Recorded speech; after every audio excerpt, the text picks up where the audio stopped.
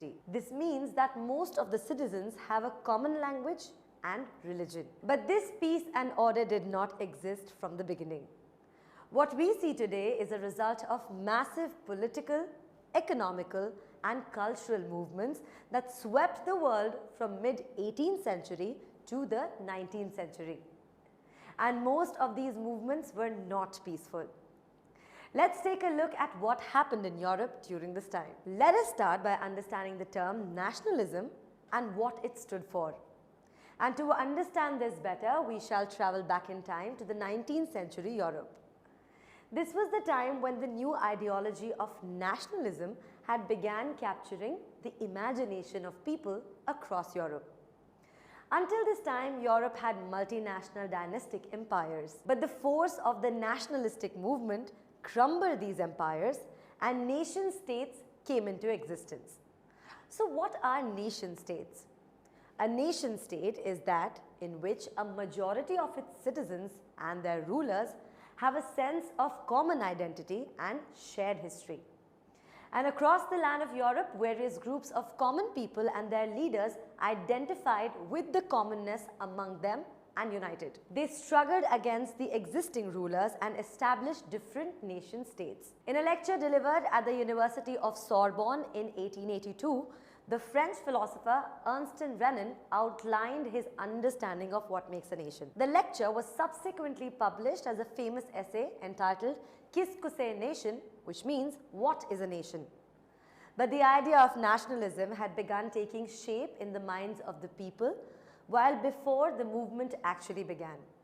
In fact, in 1848, the year after the movement started, Frédéric Soriot, a French artist, painted a series of 4 paintings that depicted his dream of a world made up of democratic and social republics, as he called them. His paintings showed men and women of all ages and social classes marching in a long train and offering homage to the Statue of Liberty as they passed by.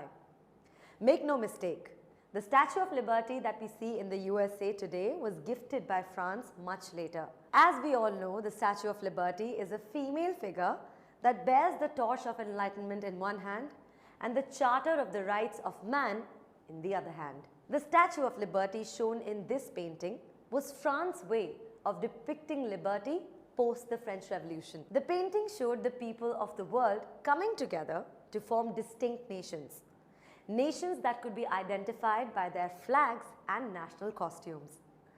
Leading to the procession past the Statue of Liberty were the United States and the Switzerland, which by this time were already nation states. France was indefiable by the revolutionary tricolor. She was followed by the Germans who wore the black, red and golden flags.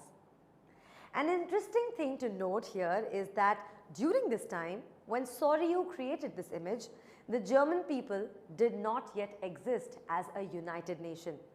The flag they carry is an expression of liberal hopes in 1848 to unify the numerous German-speaking principalities into a nation state under a democratic constitution. Following the Germans were the people of Austria, the Kingdom of Two Sicilies, Lombardy, Poland, England, Ireland, Hungary and Russia.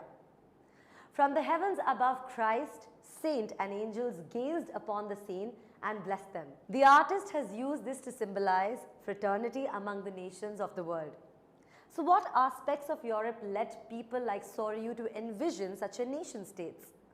Before nationalism, countries in Europe had existed as nation, but there was no feeling of oneness amongst its citizens. Germany, Italy and Switzerland were divided into kingdoms, duchies and cantons whose rulers had their autonomous territories. Eastern and Central Europe were under autocratic monarchies. Within their territories lived diverse people. They did not see themselves as sharing a collective identity or common culture. They even spoke different languages and belonged to different ethnic groups. The Habsburg Empire that ruled over Austria-Hungary, for example, was a patchwork of many different regions and people. It included the alpine regions of Tyrol, Austria and Sudetenland as well as Bohemia.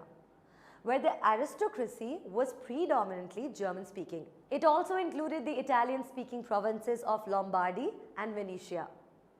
In Hungary, half of the population spoke Magyar, while the other half spoke a variety of dialects. In Galicia, the aristocracy spoke Polish. Besides these three dominant groups, there were groups of peasants: Bohemians and Slovaks to the north, Slovenes in Carniola, Croats to the south, and Romans to the east of Transylvania. The only thing that bound these diverse groups together was their alliance to one emperor.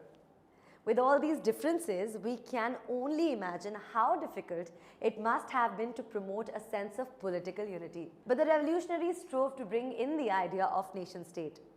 These modern states were envisioned as having a centralized power that exercised sovereign control over a clearly defined territory. And with the nationalism movement, as nation-states came together, the majority of the citizens, together with its rulers, came to develop a sense of common identity and shared history or descent.